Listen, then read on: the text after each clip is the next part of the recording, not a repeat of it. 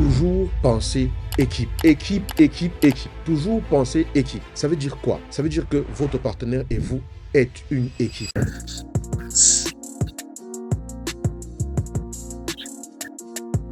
Bonjour les amis, j'espère que vous allez bien. Mon nom est Yannick TM, je suis un semeur de pépites et de grains de conscience. Ça veut dire qu'ici, je ne détiens pas la vérité absolue. Je ne fais que semer des graines. Tous les dimanches, ici même à 19h heure de Paris, nous nous retrouvons en direct pour échanger autour d'un sujet afin de progresser ensemble. Donc je vous dis rendez-vous dimanche prochain. Pensez à aller sous cette vidéo pour télécharger votre guide des 7 erreurs qui peuvent tuer votre vie de couple que je mets à votre disposition gratuitement et avec véritable joie. Je pense qu'il n'y a personne qui commence une relation avec l'intention d'être malheureux ou malheureuse dans sa relation. Personne ne commence une relation en voulant que les choses se passent mal. Et comme j'espère, en tout cas si vous me regardez, c'est que vous faites partie de ces personnes-là qui veulent agir volontairement et consciemment pour bâtir leur relation. Et dans cette optique, ce que je vais vous interpeller à faire, et j'aimerais que vous reteniez cela, j'aimerais que vous me répétiez d'ailleurs cela dans les commentaires en dessous, c'est toujours penser équipe. Équipe, équipe, équipe. Toujours penser équipe. Ça veut dire quoi? Ça veut dire que votre partenaire et vous êtes une équipe. Dans une équipe, chacun a un poste.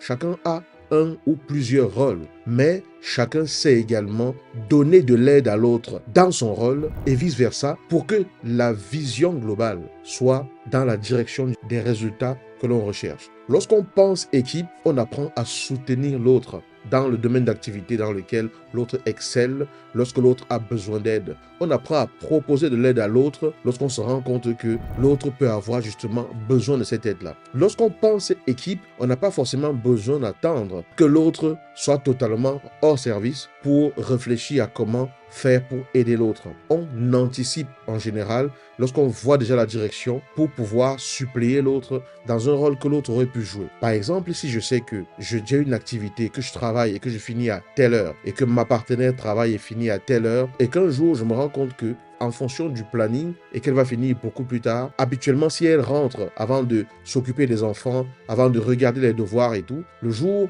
où je rentre plus tôt, si c'était sa tâche que nous nous étions entendus qu'elle ferait ça parce que son planning permettait qu'elle fasse ça, le jour où elle n'arrive pas à le faire, je n'ai pas besoin qu'elle me demande de l'aider à le faire. Parce qu'en réalité, bon, j'ai pris l'exemple des enfants. C'est nos enfants à tous les deux.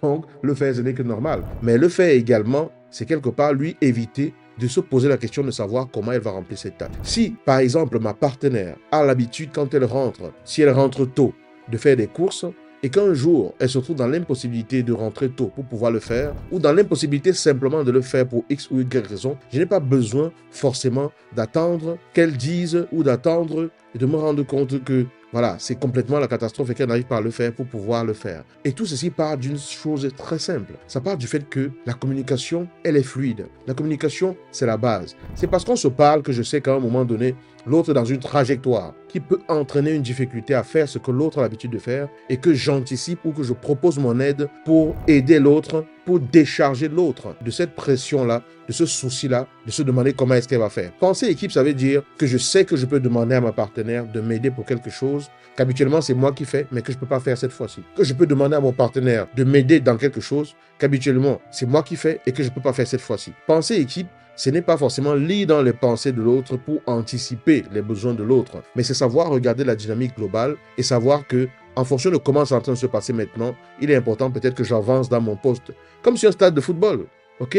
L'ensemble des joueurs sur l'échiquier doivent avoir la lecture nécessaire pour se positionner, pour éviter que cette personne qui n'est pas à son poste à l'instant T, pas parce qu'elle a déserté son poste, mais simplement parce que dans l'exercice de son poste, elle s'est retrouvée dans une autre position. Vous comprenez? C'est pas parce qu'une personne se retrouve dans une autre position que ça veut dire qu'elle fuit ce qu'elle devait faire. Parfois, c'est la dynamique de ce qu'elle doit faire qui l'amène dans une position. Lorsqu'on pense équipe, on pense comme ça. On ne dit pas, ah, il n'avait qu'à être à son poste, je n'y vais pas. Lorsqu'on pense équipe, on voit très bien que l'autre est dans cette dynamique-là qui l'amène parfois à sortir un peu de son poste et du coup, on comble d'une certaine façon en se positionnant différemment. Dans un couple, il est important de penser équipe. Penser équipe, ça veut dire on parle ensemble de la stratégie globale.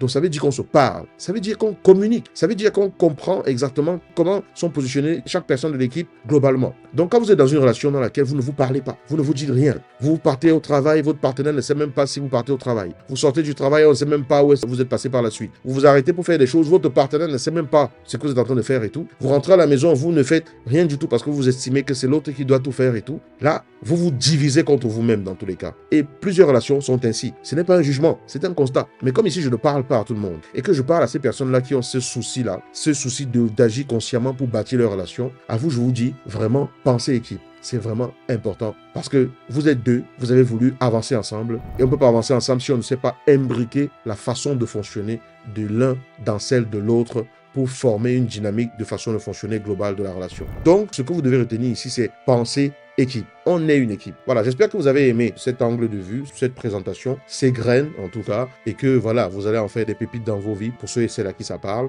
Et j'aimerais vous rappeler que dimanche, on se retrouve à 19h. D'accord? J'aimerais également vous dire qu'à partir de maintenant, je mets dans la description de la vidéo, sous la vidéo ou au-dessus, ça dépend de là où vous me regardez, je mets un moyen de me contacter. Vous allez avoir dans la description de la vidéo l'adresse mail par laquelle vous pouvez m'écrire pour me contacter et un numéro WhatsApp par lequel vous pouvez me contacter par écrit. Ne m'appelez pas parce que vous ne m'appelez pas, on n'a pas rendez-vous, je ne décrocherai pas. Et ce numéro-là, c'est un numéro seulement WhatsApp. Donc vous écrivez et si vous avez une problématique, si vous voulez un accompagnement, un coaching, que je vous accompagne, que vous voulez, peu importe, si vous voulez me contacter, vous avez les informations dans la description de la vidéo pour pouvoir le faire.